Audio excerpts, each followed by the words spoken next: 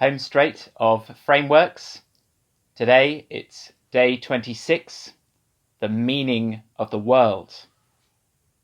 It's very exciting to spend some time with people who've been doing this course from St. Mary's yesterday evening, Sunday evening, where we spent a lot of the time speaking in anticipation of this next study, which asks the question, what do all the things that we're seeing every day and thinking about and interacting with and probably not even noticing some of the time, what do those things in creation mean? And there's one line that gets me really every time that I read it as I think about the world we're living in at the moment. It's fourth paragraph down on that first page. It is hard for modern people to even think of meaning in this way, in this deep sense, in the sense of something having meaning before we were there to look at it and observe it and think about it. Speak Life, one of the charities that does a lot of evangelism in the UK at the moment, is doing a series of talks on their YouTube channel. I'd recommend you check them out, which is looking at something called the meaning crisis. There are several different thinkers and commentators, including some calling themselves Christian atheists, who have acknowledged that the last 200 years have led to Western society particularly despairing of understanding any purpose to the world or themselves, and that this has been a disaster for our mental health, for our understanding of society, for particularly how we've handled the most recent pandemic with its cutting across so many things we distracted ourselves with, or perhaps giving us too much of the things we distracted ourselves with, helping us realize that we've been avoiding the big questions because there is no satisfactory answer given by the worldview we're living in all the time, the worldview that has gained ascendancy over the last 200 years really since the Enlightenment, but actually the seeds were sown much earlier than that.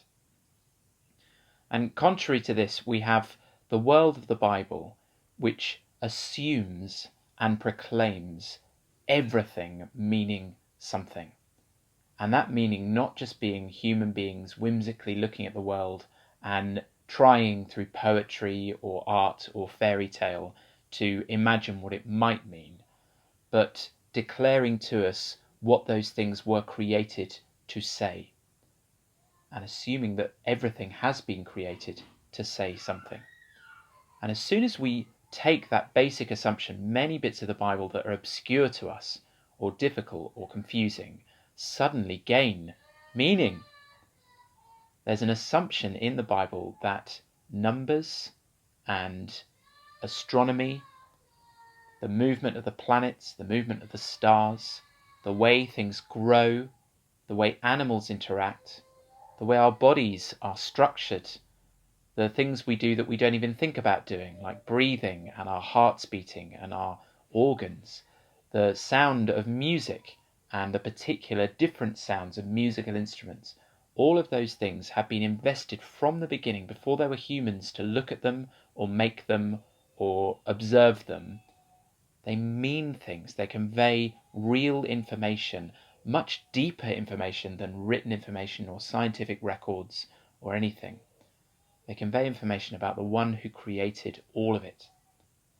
And this goes very deeply to the heart of some assumptions that have creeped into the church that really come from Islam, not from Christian truth.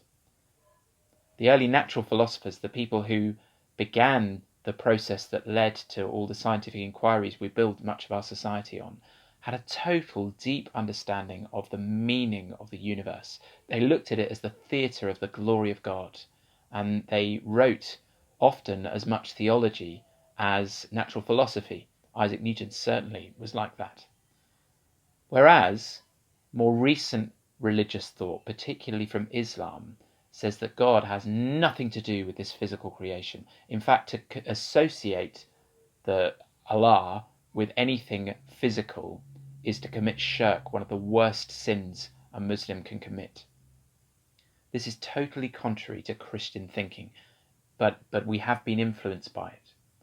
We attempted to drive a wedge between the God up there and the spiritual realm and the mysterious and the numinous, and everything we're living in and watching and looking at. And maybe some moments where we see the northern lights or a particularly spectacular sunset, we think, well, heaven is breaking in to this alien world. But the rest of the time it's all boring and nothing and meaningless and mechanical. Well, the Bible does not allow us to think like that. All the earth is full of the glory of the Lord. Everything bears his signature, his fingerprint, his purpose, his mark of ownership.